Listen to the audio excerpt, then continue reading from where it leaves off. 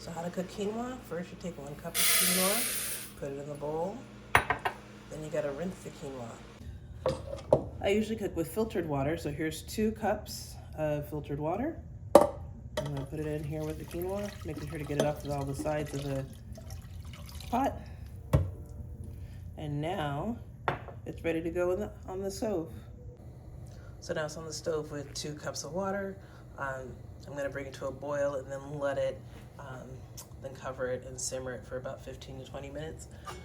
So one thing to consider, if you want your quinoa to be a little bit fluffier, you can let it soak for half an hour or an hour before you even put it on the heat, and that'll allow the water to absorb into the quinoa a little bit more. If you just need to get something done really quickly, then obviously just putting it straight on the stove right away is the way to go. So when you finish it, it's nice and fluffy. There's a little bit sticking to the bottom of the pan, but overall, pretty good.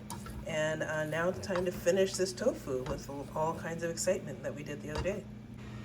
So to finish the quinoa, I use toasted sesame oil, rice vinegar, black pepper, and garlic salt, and about a half an inch or an inch of fresh ginger.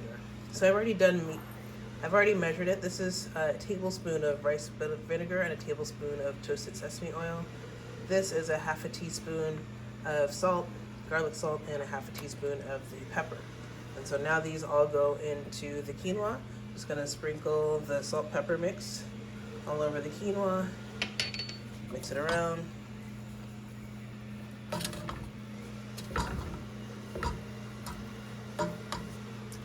Add the sesame oil and vinegar mix, and mix it all around. And so now you have the base of what you'd like. And if you want to add salt, pepper to it, add a little bit more. Vinegar will give it more tang. Sesame oil will give it more nuttiness, and then salt and pepper will give you those salted, savory flavors. So season it to taste, but you should be ready to go. So I forgot the ginger, y'all. That's the magic ingredient. Take your half inch of, or your inch of ginger and put it against the zester.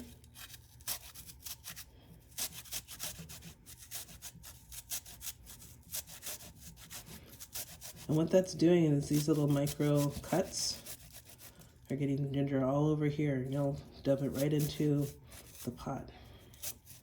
And that gives it that kick, that little bit of spice.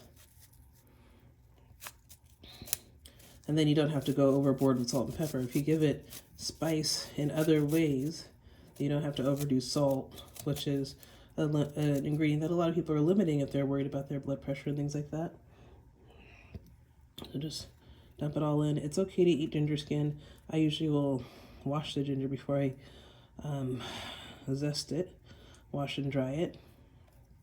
And now you have all the ginger zest in there, and now when you stir it up, you have even more deliciousness. And this looks just like the quinoa that came straight from the pot, but guess what? You just added all kinds of flavor and richness to it with just a few key ingredients. We use rice vinegar, toasted sesame oil, black peppers, garlic salt, and ginger.